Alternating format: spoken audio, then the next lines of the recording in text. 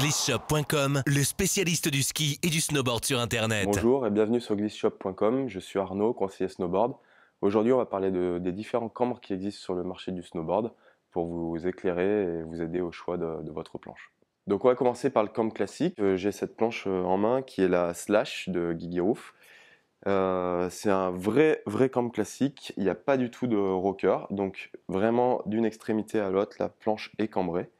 C'est les planches qui ont le plus d'accroche sur neige dure, qui vont être les plus performantes à haute vitesse, qui ont le plus de soutien. Mais ça sera aussi les planches les moins tolérantes, les moins faciles d'accès pour les riders un petit peu plus débutants. Donc ensuite, il y a le cambre inversé. J'ai pris pour exemple la Skate Banana chez Liptech, qui est une planche en pur cambre inversé, hein, vraiment en banane. C'est le type de cambre qui va être le plus ludique. Donc pour les débutants, c'est les planches les plus faciles qui vont vraiment passer partout. Ça offre beaucoup de polyvalence. Par contre, pour quelqu'un qui va vraiment chercher de l'accroche, beaucoup de soutien, etc., ça va manquer un petit peu de précision.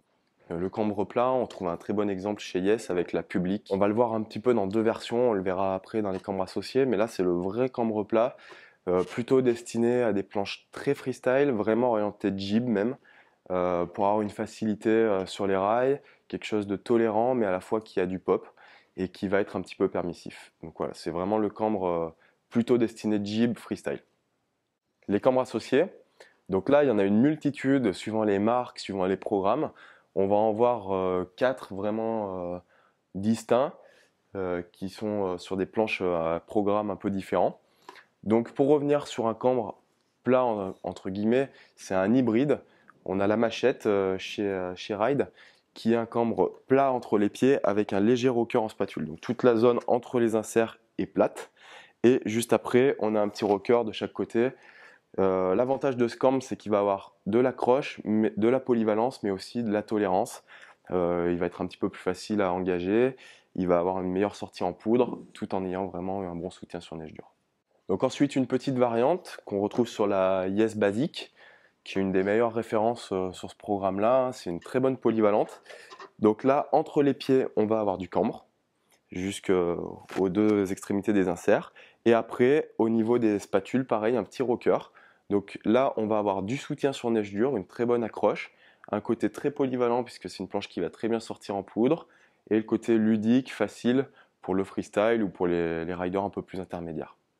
Donc une autre variante qu'on retrouve sur la Nitro Team, donc là c'est une série un peu spéciale artiste. Celle-ci, elle est donc en cambre inversé entre les pieds, en cambre classique sous les pieds et réinversé après. Donc c'est une forme de W. C'est une planche qui va être super tolérante, super ludique, parce qu'elle a vraiment le côté pivotant et facile qu'on retrouvait sur le cambre inversé comme sur la Banana.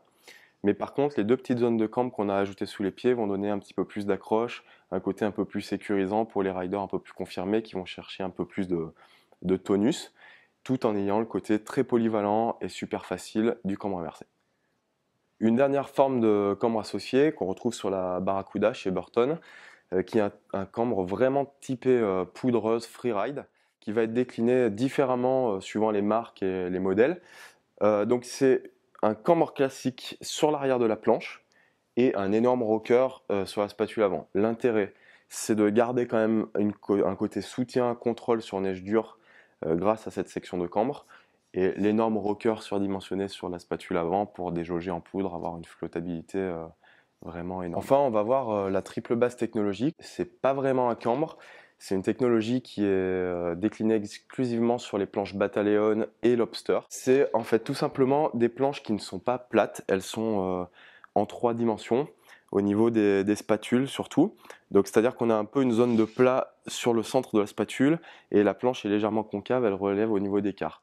Les principaux avantages, ça va être un côté très ludique au niveau des spatules. On n'aura pas de mordant au niveau de la carte quand la planche est à plat. Donc pour le freestyle ou pour le côté tolérant pour les débutants débrouillés, c'est très bien.